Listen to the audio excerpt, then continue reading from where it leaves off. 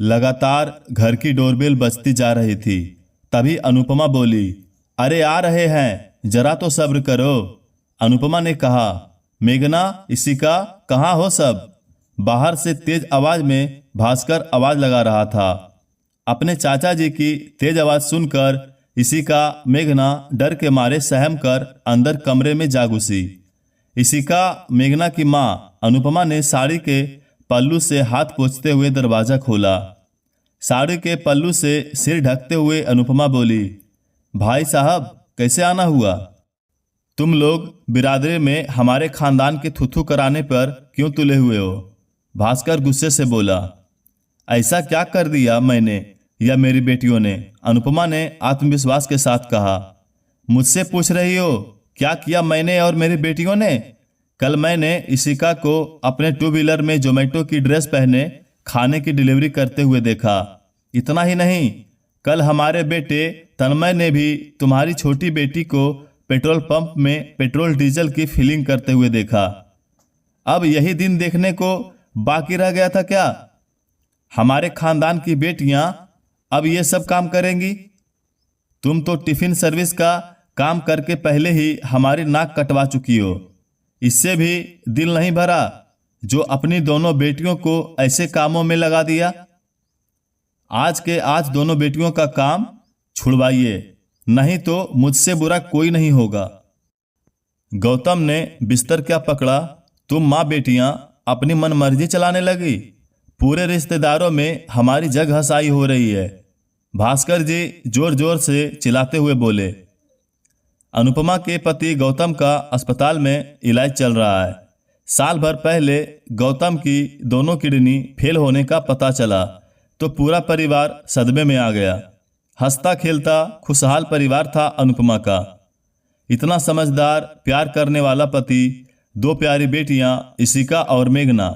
बड़ी बेटी इशिका अर्थशास्त्र में ग्रेजुएशन के बाद यूपीएससी की पढ़ाई कर रही थी। उसने ऑनलाइन कोचिंग भी ले रखी थी।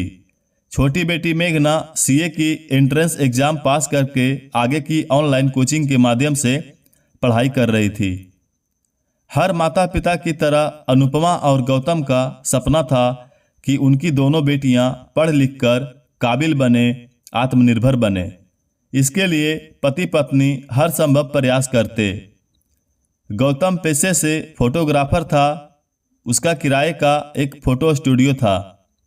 पहले तो काम अच्छा चलता था, लेकिन एक से बढ़कर एक मोबाइल के आने से उसके डिजिटल बिजनेस में थोड़ा असर जरूर हुआ। फिर भी सब ठीक चल रहा था। आज भी लोग शादी ब्याह जैसे मांगलिक कार्यक्रम में फोटोग्राफर को बुलाना पसंद करते हैं। बैठकर परिवार के साथ पुरानी फोटो एल्बम देखना सुखद अनुभूति देता है।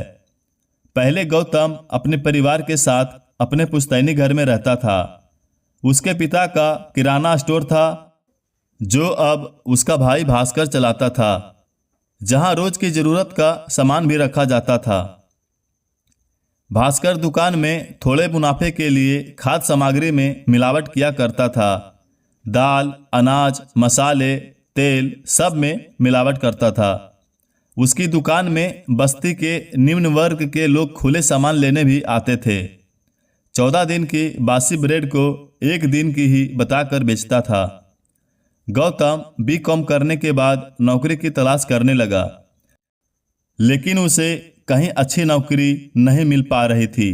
तब पिताजी ने कहा, दर दर भटक रहे हो नौकरी की तलाश में, इससे तो अच्छा है अपना पुश्तैनी किराना दुकान संभालो।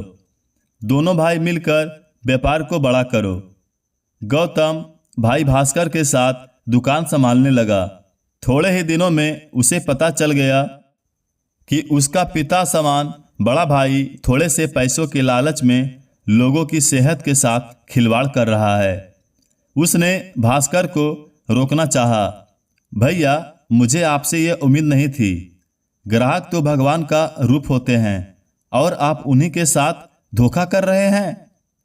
आप लोगों के जीवन के साथ कैसे खिलवाड़ कर सकते हैं? गौतम ने भास्कर से कहा, अब तुम्हें सच पता चल ही गया है तो सुनो। हाँ, मैं खाद्य सामग्री में मिलावट करता हूँ। अब बच्चों के भविष्य के लिए पैसे तो जोड़ने ही पड़ेंगे। क्या यह सब ईमानदारी से संभव हो सकता है? भास्कर बोला, पर भैया आपकी 10,000 की घड़ी भी वही समय बताती है जो मेरी 1,000 की। बच्चों को संस्कारी और आत्मनिर्भर बनाने के लिए ज़्यादा पैसे जोड़ने की ज़रूरत नहीं होती। भैया जिसके पास सब कुछ था, क्या हुआ अपने साथ सब कुछ ऊपर ले गए? गौतम ने भास्कर को समझाने की कोशिश की। ज़्यादा राजा हरिश्चंद्र बनने की कोशिश ना कर। यहाँ रहना है तो चुपचाप काम कर, वरना अपना दूसरा बंदोबस्त कर ले। भास्कर बोला तो गौतम ने साइड हो जाना ही उचित समझा। गौतम को फोटोग्राफी का शौक था। उसने दोस्तों की मदद से फोटोग्राफी का बिजनेस शुरू कर दिया। कुछ ही समय में उसकी शादी अनुपमा से हो गई। वे दोनों 2 बेटियों के माता पिता भी बन गए। समय के साथ गौतम के माता पिता का देहांत हो गया। घर में अनुपमा की हैसियत एक काम वाली से ज़्यादा कुछ नहीं थी। पक्ष में बोलने वाला भी कोई नहीं था। शुरू में गौतम संकोचवश अपने भाई भाभी से उनके खिलाफ कुछ नहीं कहता, लेकिन जब बात उनकी दोनों बेटियों के साथ भेदभाव किए जाने की आ गई तो एक पिता चुप न रह सका। घर में कलेश बढ़ने लगे। तब गौतम ने भाई से अलग अपनी गृहस्थी की नई शुरुआत कर ली। गौतम का परिवार किराए के छोटे से घर में रहने लगा। दोनों बेटियों की पढ़ाई में पैसों की ज़रूरत को देखते हुए अनुपमा ने भी घर से टिफ़िन सर्विस का काम शुरू कर दिया। तब भी इसी बात पर भास्कर ने खूब तमाशा किया। हमारे खानदान की औरतें अब बाहर वालों के लिए खाना बनाएगी। दोनों बेटियां अपनी पढ़ाई की ओर से पूरी तरह से समर्पित थी। सब कुछ सही चल रहा था, पर गौतम की दोनों किडनी फेल होने से पूरा परिवार एकदम से टूट गया। परिवार आर्थिक संकट के दौर से गुजर रहा था। डायलिसिस की प्रक्रिया में भी काफ़ी पैसे खर्च होते थे। दोनों बेटियां भी किसी भी कीमत पर अपनी पढ़ाई नहीं छोड़ना चाहती थी, क्योंकि वह जानते थी कि उच्च शिक्षा ही उनके भविष्य को उज्जवल बना सकती है। और अपने पिता का अच्छे से अच्छा इलाज भी करवाना चाहती थी, ताकि एक बार फिर उनके परिवार की खुशहाली लौट सके। अनुपमा और दोनों बेटियों ने हिम्मत करके मेहनत करने की सोची। आसपास के बच्चों को ट्यूशन पढ़ाने की सोची, लेकिन उन्हें इतने पैसे नहीं मिल रहे थे कि जिससे पिता का इलाज और पढ़ाई दोनों हो सके। इशिका और मेघना को दोस्तों से जोमेटो फूड डिलीवरी और पेट्रोल पंप में जॉब की जानकारी मिली। सौभाग्य से उन्हें जल्दी ही नौकरी मिल गई। अनुपमा ने भी 2-4 की जगह 8 लोगों की टिफ़िन बनाना शुरू कर दिया। परिवार मुश्किल घड़ी में एकजुट था। वे जानते थे मुश्किल घड़ी ज़्यादा दिन तक नहीं रहेगी, जल्द ही अच्छा समय फिर आएगा। भास्कर इशिका को जोमेटो की डिलीवरी गर्ल की लाल ड्रेस में देखकर तिलमिला हो उठे। वो सीधे माँ बेटियों की क्लास लगाने आ गए थे। सुबह का वक्त था। इशिका अपनी यूपीएससी की ऑनलाइन क्लास देख रही थी। मेघना पेट्रोल पंप में ड्यूटी बजाने जा रही थी। वहीं अनुपमा खाना बनाने का काम कर रही थी। आते ही भास्कर अनुपमा को खूब खरी खोटी सुना चुके थे। इशिका मेघना एक कोने में चुपचाप खड़ी चाचा जी की बातें सुन रही थी। मेघना को पेट्रोल पंप वाली ड्रेस में देखते हैं भास्कर जी बोले, अरे आओ हमारे खानदान की होनहार बिटिया रानी, बहुत नाम रोशन कर रही हो हमारे खानदान का, खूब नोट छाप रही हो पेट्रोल पंप में। तभी इशिका अपनी जोमेटो की लाल ड्रेस पहनकर आ जाती है। शर्म बेच खाई है क्या तुम लोगों ने? ऐसे मर्दों के जैसे कपड़े पहन रखे हैं, रात के 10 बजे तक लोगों के यहाँ खाना डिलीवरी करोगी? इशिका ने चाचा जी को घूरती हुई आंखों से देखा और बोला, अब फुर्सत मिली है आपको हमारा हालचाल पूछने की, या यह देखना चाहते हो कि आपके सामने नाक रगड़े बिना हम कैसे जी रहे हैं?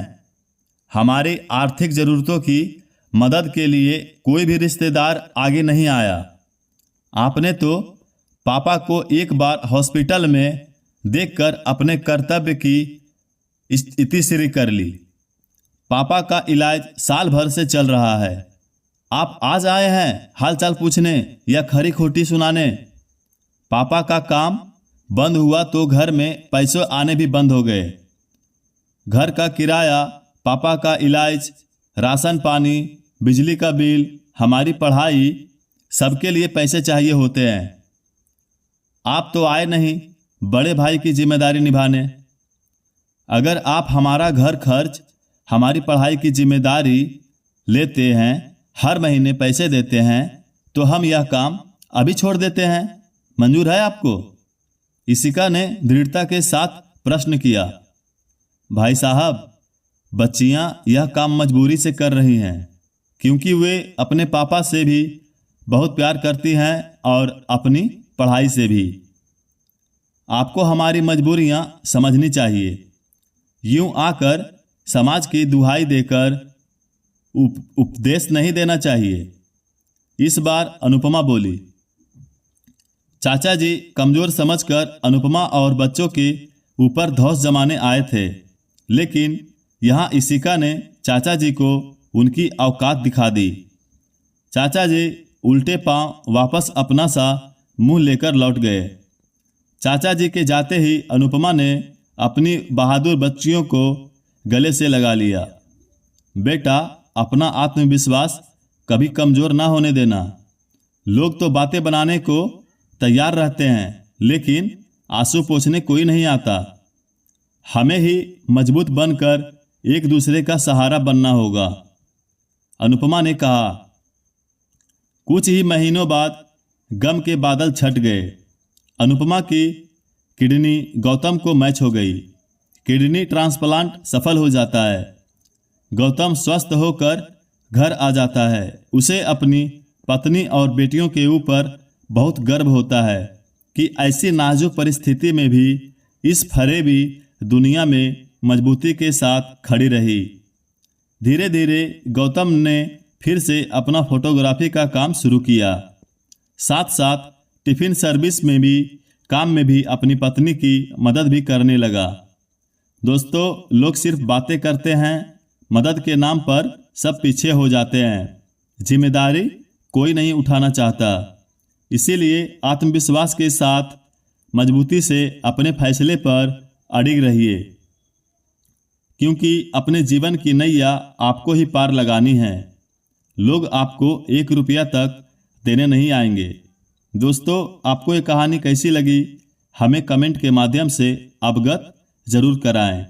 धन्यवाद।